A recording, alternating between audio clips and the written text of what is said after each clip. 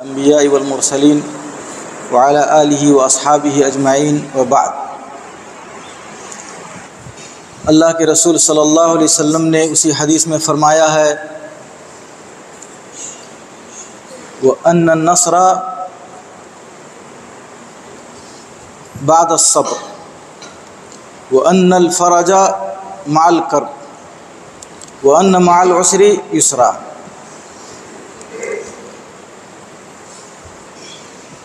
میں نے کل بتلایا تھا صبر کے تعلق سے۔ معزز سامعین، اگر ہم اور آپ مصیبت میں مبتلا ہوں اور صبر سے کام لیں گے تو ہمیں ثواب بھی ملے گا اور اللہ رب العالمین اس کا عوض بھی دے گا،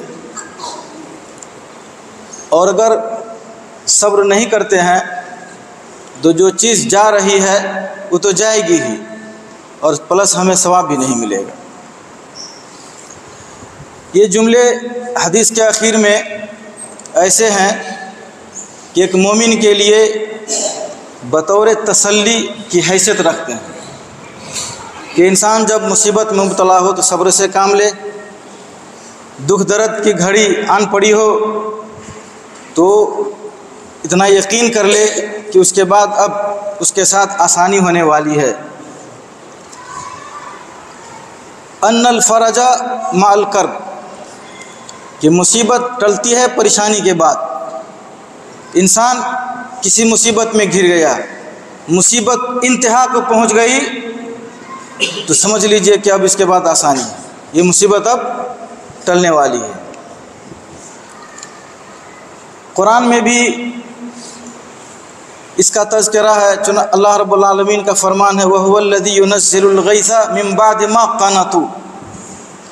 جب مکمل طور پہ مایوس ہو گئے تب اللہ رب العالمین نے بارش برسایا۔ اسی طرح آپ اگر غور کریں تو اس طرح کے بے شمار واقعات ملیں گے۔ حضرت ابراہیم علیہ السلام کو جب آگ میں جھونکا جا رہا تھا تو اس وقت اللہ رب العالمین نے آگ کو ان کے لیے گل گلزار بنا دیا۔ حضرت موسیٰ علیہ السلام کو سمندر میں ڈال دیا، فرعون نے اٹھایا، پھر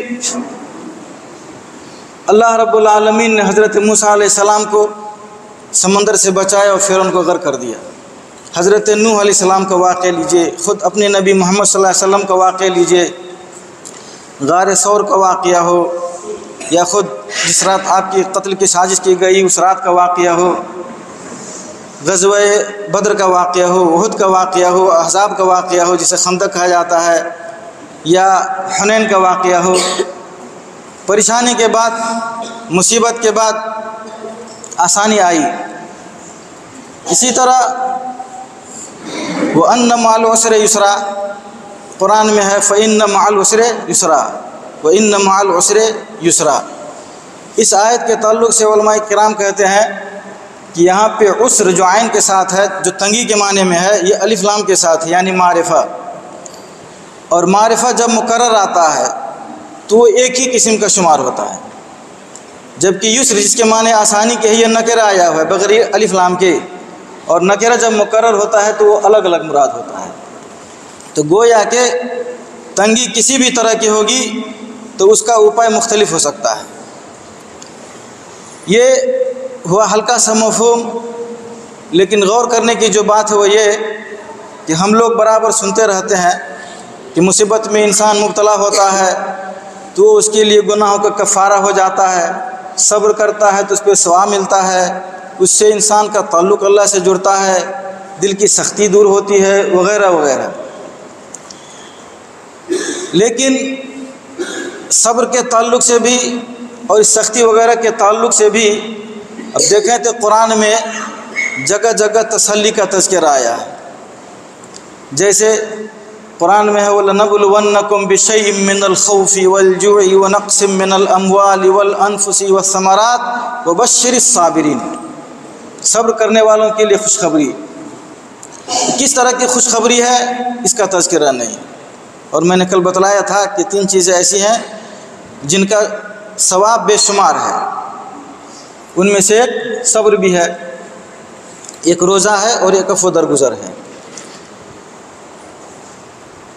لیکن غور کیجئے کہ جہاں تکلیف کی بات ہوتی ہے، مصیبت کی بات ہوتی ہے، وہیں پہ مصیبت کے ٹلنے کی بات، آسانی آنے کی بات کا بھی تذکرہ ہوتا ہے۔ اس میں کیا راز ہے؟ تو علماء کرام کہتے ہیں کہ جب انسان مصیبت میں مبتلا ہو جاتا ہے اور ہر طرح سے مصیبت اس کو گھیر لیتی ہے، تو اپنا ہر طرح کا تعلق انسان سے توڑ کر اللہ رب العالمین سے جب جوڑتا ہے تو گویا کہ اس کا اعتماد اللہ رب العالمین پر ہوتا ہے، اور اسی کو توکل کہتے ہیں، اور اسی توکل کی بنیاد پہ پھر اللہ رب العالمین اس کی فریاد کو سنتا ہے اور اس مصیبت کو ٹال دیتا ہے۔ دوسرا راز جو ذکر کیا جاتا ہے وہ یہ کہ انسان جب مصیبت میں مبتلا ہوتا ہے اور مصیبت بڑھتی ہی چلی جاتی ہے تو اب شیطان کو اپنا کردار ادا کرنے کا موقع مل جاتا ہے۔ وہ آتا ہے، اب اس کو جھنجھوڑتا ہے کہ تو نے نیکی کا کون سا ایسا کام ہے جو نہیں کیا ہے، ہر طرح کی نیکی تو نے کی ہے، ہر طرح کا کار خیر تو نے انجام دیا ہے، پھر بھی اس مصیبت میں گھرا ہوا ہے۔ تو انسان کو اس وقت شیطان کا بھی مقابلہ کرنا پڑتا ہے۔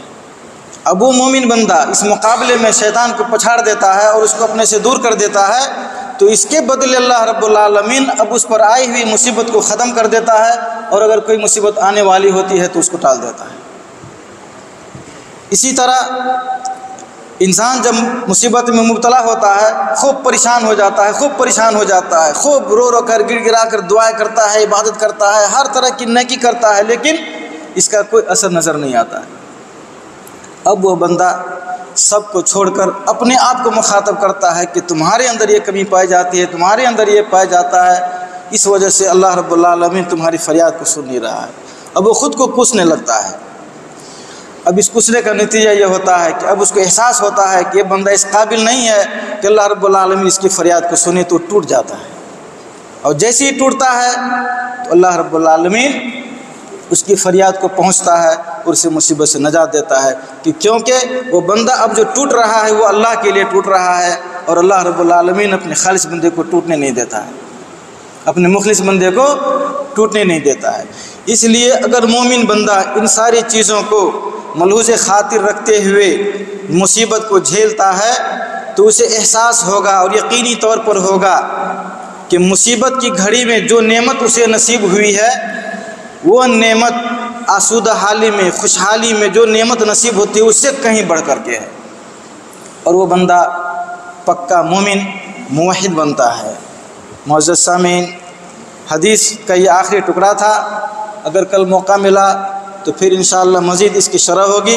حدیث یہیں تک ختم ہے، اور آپ کو یہ بتلا دوں کہ اس حدیث میں جو بھی جملہ ہے وہ ایک قاعدے کی حیثیت رکھتا ہے، گرامر کی حیثیت رکھتا ہے، ایک نظام ہے، قانون ہے، اور اس قانون میں کسی طرح کی کوئی تبدیلی نہیں ہوتی ہے۔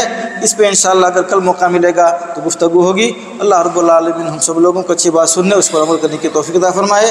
آمین وآخر دعوانا الحمدللہ رب العالمین۔ مشرب مہر و وفا ہے مسلک اہل حدیث، جادہ صدق و صفا ہے مسلک